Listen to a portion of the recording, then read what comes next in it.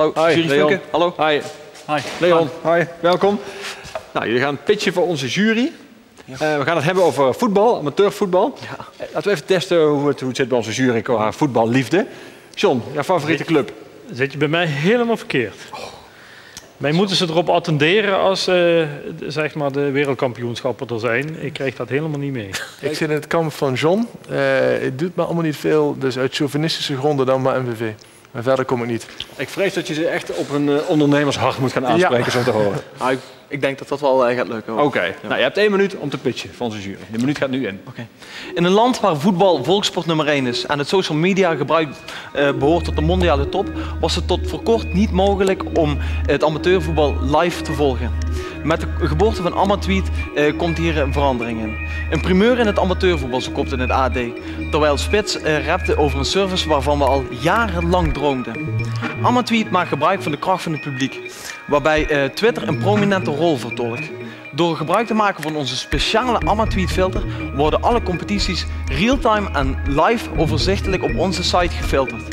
Zo brengt Amatweet het amateurvoetbal live bij iedere volger van het amateurvoetbal. De mogelijkheden zijn dan ook onbeperkt bij deze nieuwe en innovatieve manier van dataverzameling. Met de investeerders aan de zijlijn en de KNVB als ondersteunende supporter moet een volgende publicatie dan ook haast wel over in de quote 500 te lezen zijn. Kijk, dat zijn ambities. Ja.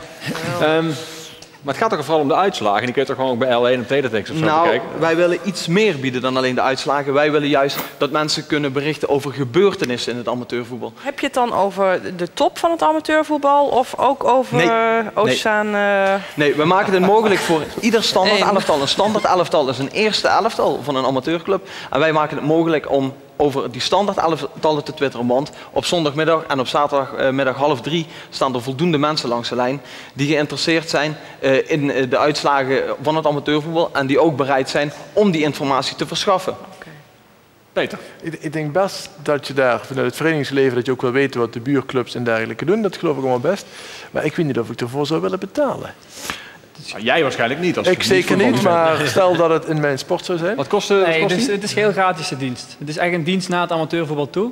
Ja. Het gebruik van Twitter is gratis en het gebruik van de hashtag is ook gratis. Dus iedereen kan gewoon gratis live op de hoogte zijn van zijn favoriete amateurclub.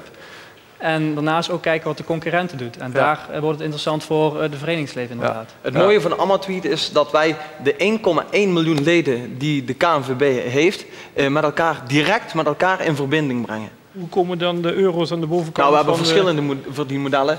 We hebben natuurlijk ook de mogelijkheid om op 213 unieke pagina's mensen te laten adverteren, keer 2. We kunnen gebruik maken van in-app advertising.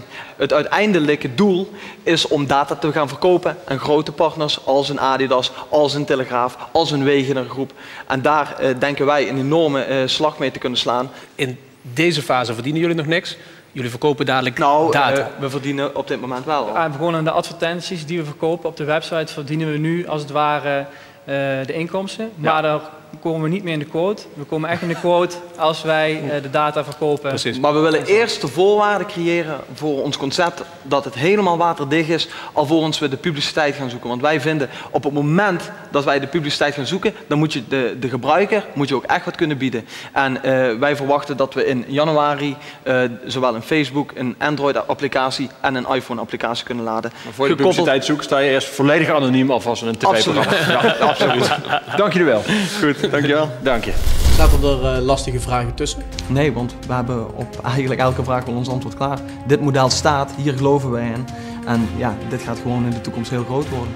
Ja, en het doel is de quote 500. Nou, quote 501 zou ook leuk zijn. Ik geloof er zelf in.